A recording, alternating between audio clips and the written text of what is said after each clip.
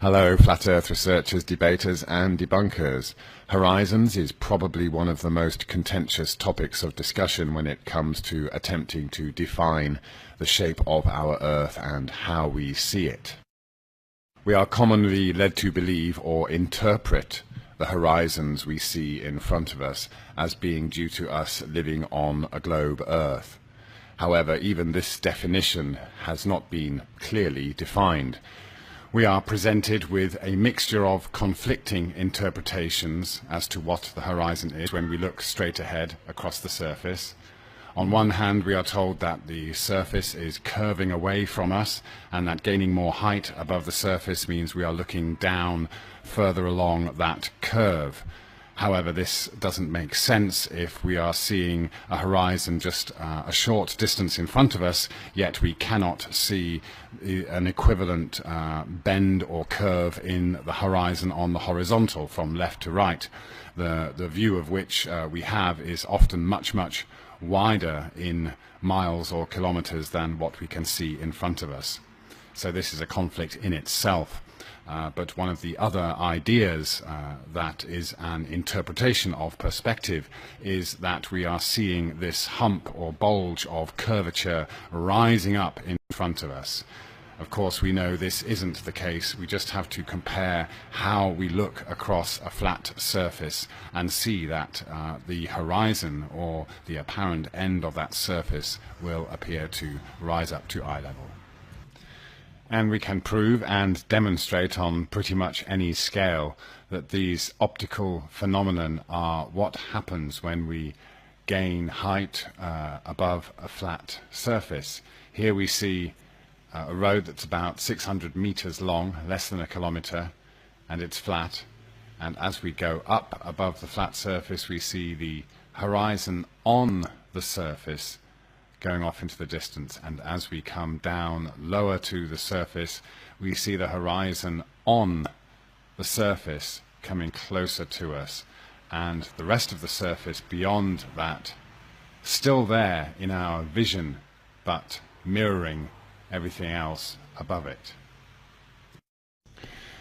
We often see this optical illusion of an apparent horizon on the surface when we look across bodies of flat water, when in fact we can see the surface extending quite far beyond where the apparent horizon is, with this boat appearing to be floating in midair, when it is in fact on the surface and on the real horizon, exactly where it should be for the observer at their eye level if they are looking directly ahead. There is no refraction involved here. We simply have mirroring on the surface beyond the apparent horizon up to the real horizon where the boat is sitting. That mirroring of the sky makes the surface appear the same color as the sky, and so we seem to have a dip in the horizon.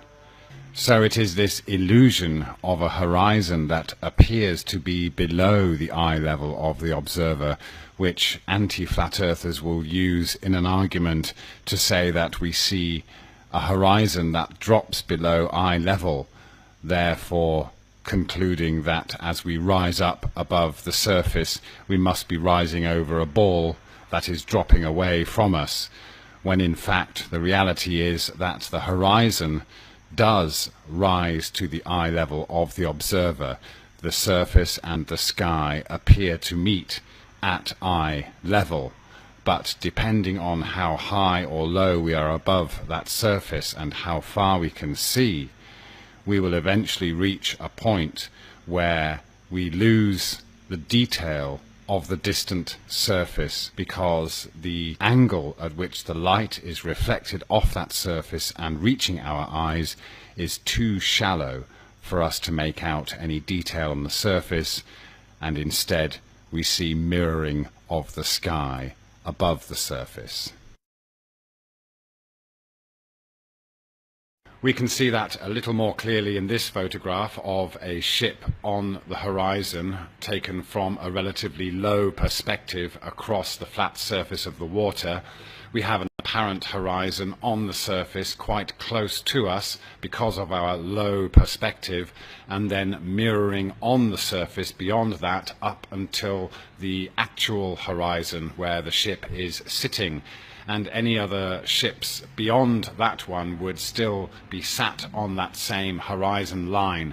They would just become more distant and apparently smaller over distance. This real science of perspective is a simple, repeatable observation that can be made on any scale when changing our height above a flat surface. From a low perspective, this toy car placed in the middle of a table appears to sit on the horizon. Anything beyond the car would also be sitting on the horizon from this perspective.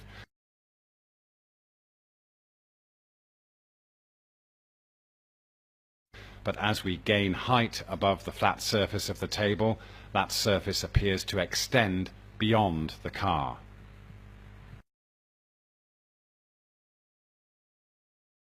This photograph, taken from a relatively low perspective across the water, shows the same thing, with a ferry in the foreground but on the horizon, which is close because we are quite low to the surface, as well as an island in the distance which is also on that horizon.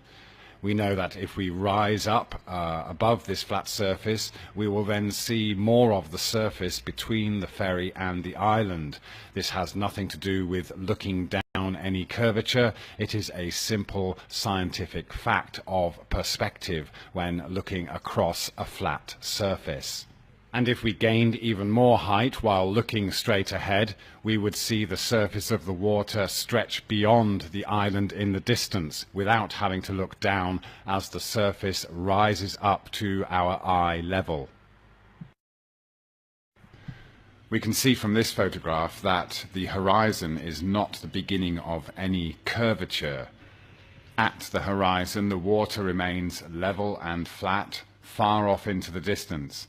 The boat on the left is closest to us, we can tell because it's just below the horizon, but on the right we have a boat that seems to be sitting on the horizon where the alleged curvature would begin. But way off in the distance, in the middle of the photograph, we have an oil rig, I believe, that is much farther away but still sitting on that same flat horizon. So this photograph in itself tells us that we have flat water extending out from us all the way to that oil rig. So basically this horizon line that we see on the surface a short distance in front of us is not the top of any bulge of curvature, nor is it the start of any curving down across the surface.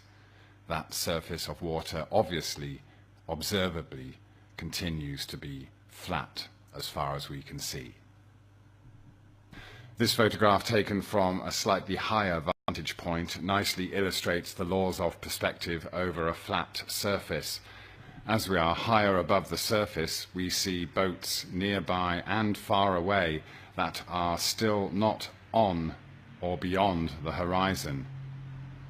Yes, we might have to look down to see those boats, but we look straight ahead to see the horizon at eye level. But what we can see when we look down is a lot more of the surface between the vessels is visible to us from this vantage point, whereas if we lower our perspective and get close to the surface, then all of these boats would appear to be on the horizon at a short distance in front of us. It's got nothing to do with any alleged curvature.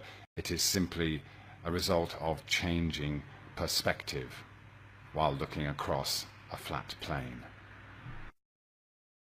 While we're at it, let's clear up this misunderstanding that a photograph like this, with just the mast of a ship poking up above the horizon, means that the ship has gone below the horizon due to curvature.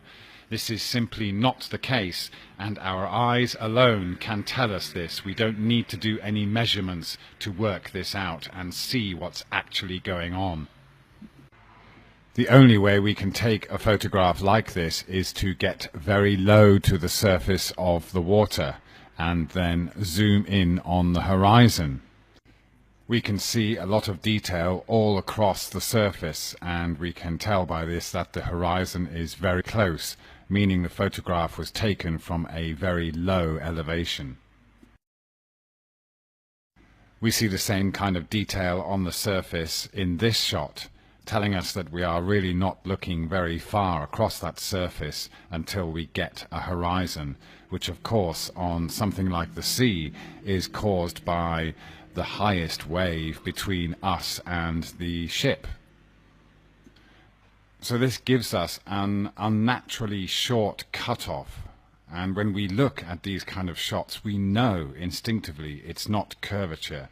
We get this kind of unnatural difference or vast gap between the horizon in front of us and the ship much farther away.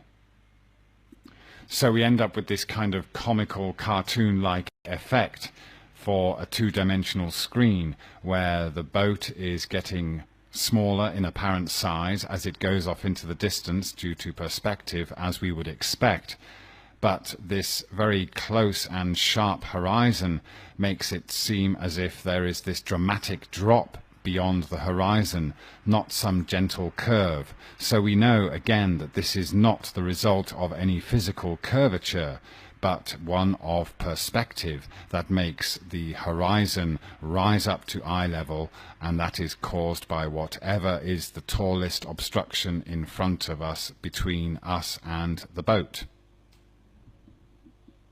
We also have to keep in mind that experiments or tests done across very smooth artificial surfaces, often indoors, cannot be compared to the conditions and the surfaces we find in nature, none of which are entirely smooth and flat. They all have bumps, ridges, dips, and of course waves.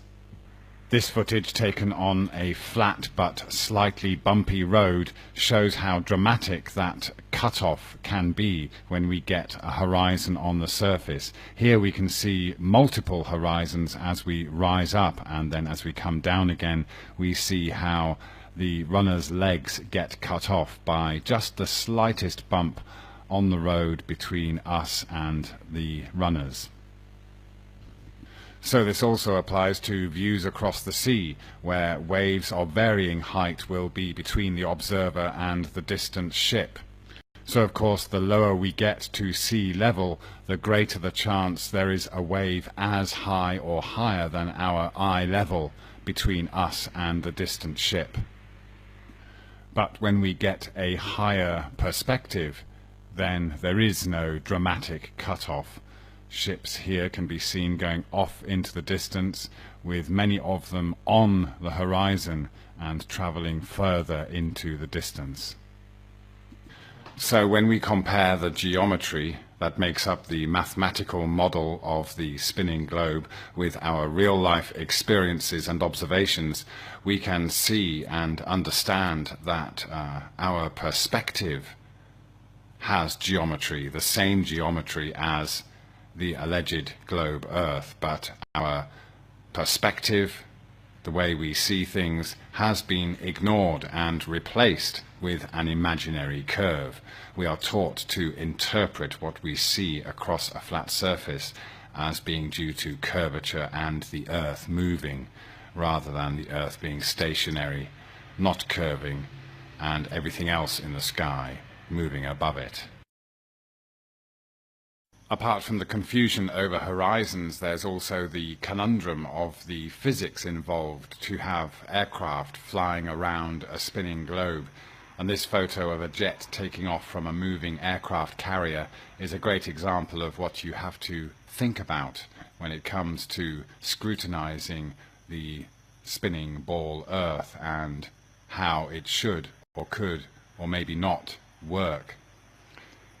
So regardless of whether the aircraft carrier is moving or not when the jet is on it, once the jet takes off from this moving aircraft carrier, it is independent of that carrier. It is now in the air, which is also free-flowing across the Earth, as is the water. And we know that no matter how fast or slow that aircraft carrier is going, if the aircraft, once it's taken off, turns around and heads in the opposite direction, then it will have a much greater distance to go in order to return to the aircraft carrier as it carries on in the direction it was already going. Does this happen in everyday life when aircraft take off with or against the alleged spin of the ball Earth? Or is flying around the Earth just the same as flying across a flat, motionless plane? If it is claimed otherwise, then surely there must be some kind of scientific proof or practical examples of this. Anyway, back to horizons and perspective. I've put together a collection of photographs of seascapes with horizons and making use of perspective that we can just go through and look at without making calculations and measurements, just seeing what we see and seeing what makes sense to us just from observations and our common experience. This photograph was taken from quite high up, and so we see several ships going off into the distance below the horizon, which is relatively close because of the hazy conditions. In this shot we have a horizon in the distance which appears to be higher than the ship's deck. We know that this is not actually physically happening. This is just a result of perspective, looking across a flat surface that appears to rise up to the observer's eye level. This is a good example of perspective where we have ships below us and aircraft above us all traveling in straight lines, but you can see that in the distance they would appear to converge at the horizon, where the surface and the sky appear to meet. We know from this photograph that the camera was at about the same height as the building in the foreground, because that building is in the center of the photograph. And then beyond that we have a horizon that also rises to that same level, and we know this is an optical illusion of perspective across a flat surface, because we know that it is not a bulge in the ocean that rises up as high as that building in the foreground. In fact, we know that if we flew off to the horizon and stayed at this height, we wouldn't eventually run into the surface which appears to be bulging up in front of us. We would just keep on going with a horizon that was always staying at eye level. The same goes for this one, taken from a relatively high vantage point. We can judge the height by comparing the towers in front of us and counting the floors up to the level of the camera, and we can see that the horizon beyond that has also risen up to eye level. Again, we know that the sea isn't rising up as high as those tower blocks. It is simply a flat surface that we're looking across. Again, in this shot, the horizon appears to be higher than the foreground, and in this particular photograph, the horizon is slightly higher than eye level because the focus is on those tables in the foreground, and so the camera is slightly tilted down. This one's interesting because the camera is tilted to follow that path down to the sea, and so we have a horizon that is above eye level, and we know then that the camera is not looking straight ahead. This is a frequently photographed lighthouse, and we'll see in the next few images this same lighthouse taken from different vantage points, showing different perspectives, and so it's worth just looking at what the horizon does in each of those shots. Here we can see it's pretty much at eye level. And if we keep the horizontal line indicator there throughout these shots, we can see more easily the kind of angle that the camera was pointing when these shots were taken. This one is obviously pointing upwards.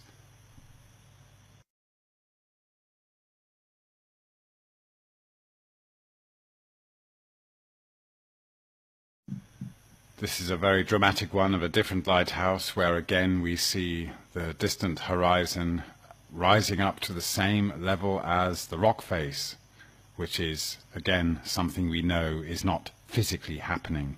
It's just an optical illusion. And in this one we know the camera is angling down from a high vantage point, and we have a horizon that is higher than the camera's eye level, but we can see that it appears to be as high as the lighthouse, which is simply a result of perspective, again, across a flat surface. And in this one we know that the camera is pretty much at the same height as the top of the lighthouse, and again we have a horizon in the background that is at that same height.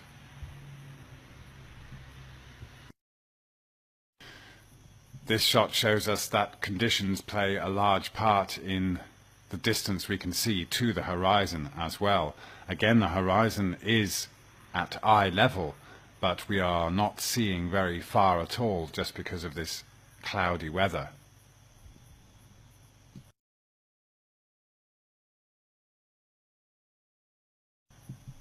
Perspective is easily distinguishable in this one, with the buildings appearing to taper off into the distance towards that horizon, which again seems to be as high as some of the lower floors of the buildings in the foreground. Another beautifully flat landscape from a very high vantage point, with a horizon that appears to be even higher than those tall towers in the foreground.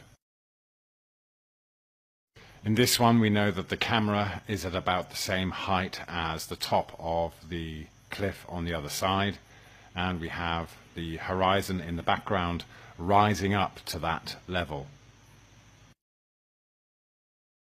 Here's another photograph taken from a high vantage point, and we can see again that the horizon in the distance seems to be as high as the buildings in the foreground. But this is simply, again, perspective at play, putting the horizon at the camera's eye level. This one plays with perspective again, and if we follow or trace those lines of perspective, they meet at the horizon. In this one, the camera is tilted down to get more of the foreground into the shot as the sun sets or travels away across the flat plain. This final photograph really says it all about horizons and proves that the horizon does in fact rise to eye level, regardless of our height. I can't remember who did this experiment, but I will put a link in the description if I find out. But the intention of the person taking these photographs was to very accurately measure the heights at which he was taking the photograph and the building in the foreground, and he made sure that the camera was looking straight ahead and level. So of course in the background we see a horizon that rises up to that eye level, the same height as the building in the foreground. We do instinctively know and recognize that the water in the background isn't physically rising up to the height of that building in the foreground. We know that we are not looking down a curve. We know that we are looking straight ahead, and when we do so, the horizon rises up to eye level. And therefore, perspective is the imaginary curve. Thank you very much.